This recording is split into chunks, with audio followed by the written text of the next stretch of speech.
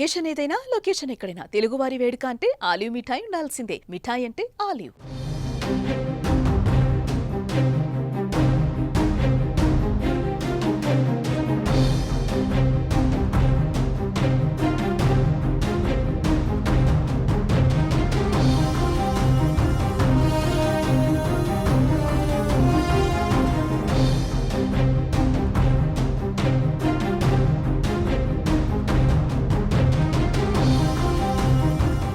ఈ మధ్య ప్రపంచవ్యాప్తంగా భూకంపాలు హడలెత్తిస్తున్నాయి. Thailand, Myanmar, Papua New Guinea, Japan, ఇండోనేషియాలను వరుసగా భూకంపాలు వణికించాయి.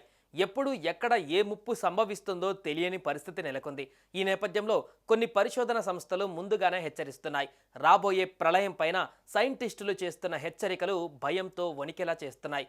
ఈసారి ఏకంగా క్వేక్ రాబోతుందని అంటున్నారు. ఆ మెగా క్వేక్తో జపాన్లో 3 లక్షల మంది మరణిస్తారని, 12 లక్షల మందికి పైగా నిలువ నీడ లేకుండా పోతారని చెబుతుంటే, తాజాగా ఎపిక్ ఎర్త్ క్వేక్ కీలక విషయం వెల్లడించింది. తెలంగాణలో భూకంపం వచ్చే ప్రమాదం ఉందని స్పష్టం చేసింది. హిమాలయ, మయన్మార్, చైనా సరిహద్దులలో భూకంపాలు ఎక్కువగా వస్తుంటాయి. అయితే తాజాగా ఎపిక్ ఎర్త్ క్వేక్ సంస్థ బాంబు పేల్చింది. త్వరలో తెలంగాణలో మళ్లీ భూకంపం రాబోతుందని హెచ్చరించింది. తమ పరిశోధన ప్రకారం తెలంగాణలోని రామగుండం సమీపంలో భూకంపం వచ్చే అవకాశం ఉందని అంచనా వేసింది. దీని ప్రభావం రాష్ట్రంలోని వరంగల్, హైదరాబాద్ వరకు ఉంటుందని తమ సర్వేలో తేలిందని వివరించింది. అటు ఏపీలోని అమరావతి వరకు ఈ భూకంప తీవ్రత ఉండవచ్చని అంచనా వేసింది. మహారాష్ట్ర వరకు దీని ప్రభావం ఉంటుందని స్పష్టం చేసింది. అయితే ఎపిక్ ఎర్త్ క్వేక్ గతంలో కొన్ని ప్రాంతాలలో భూకంపం వస్తుందని ముందుగానే అంచనా వేసింది. అవి కొన్నిసార్లు నిజమయ్యాయి. అయితే earth quake research and analysis సంస్థ భూకంపం సూచనలను ఎవరూ కూడా ధృవీకరించని పరిస్థితి. ప్రభుత్వ వర్గాలు కానీ శాస్త్రీయ సంస్థలు ఎవరూ ధృవీకరించడం లేదు. భూకంపాలను ఖచ్చితంగా ముందస్తుగా అంచనా వేయడం ప్రస్తుతం శాస్త్రీయంగా సాధ్యం కాదని, ఇలాంటి సూచనలు తరచుగా నిర్ధారణకు నోచుకోవని అధికారులు చెబుతున్నమాట.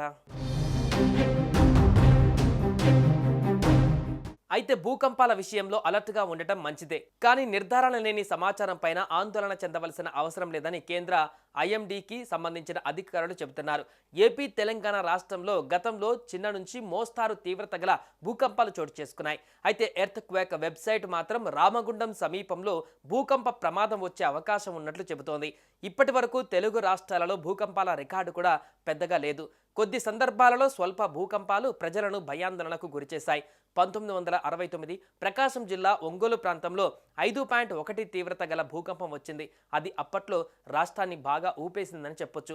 ఆ తర్వాత 1998లో తెలంగాణ రాష్ట్రంలోని ఆదిలాబాద్ జిల్లాలో 4.5 తీవ్రతతో ప్రకంపనలు నమోదయ్యాయి. అలాగే హైదరాబాద్లో 1984, 1999, 2013లో చిన్న భూకంపాలు మాత్రమే సంభవించగా ప్రజలు ఒక్కసారిగా భయపడిపోయారు. కానీ ఎలాంటి ఆస్తి నష్టం కూడా సంభవించలేదు. అలాగే శ్రీశైలం డ్యాం పరిసరాలలో కొన్ని సందర్భాలలో భూమి కంపించినట్లుగా రికార్డయ్యాయి.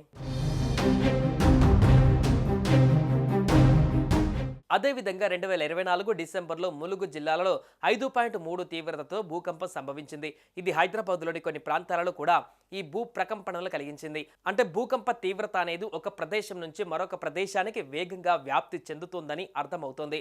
అయితే ఇలా ప్రత్యేకించి ఈ స్థాయి భూకంపం హైదరాబాద్లో కానీ హైదరాబాద్ చుట్టుపక్కల వస్తే ఎంత ప్రభావితం చేస్తుందనే ప్రశ్న చాలా మందికి తలెత్తుతోంది. అయితే భూకంపాల రాకను ఖచ్చితంగా అంచనాలు వేయడం ఇప్పటికీ శాస్త్రీయంగా సాధ్యం కాదు. కాబట్టి భద్రతా చర్యలు తీసుకోవడం మంచిది.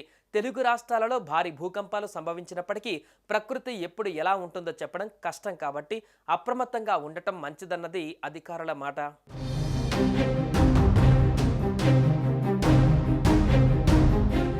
సుమన్ టీవీలో మీ పర్సనల్ అండ్ బిజినెస్ ప్రమోషన్స్ కోసం కింది నెంబర్కి కాంటాక్ట్ చేయండి.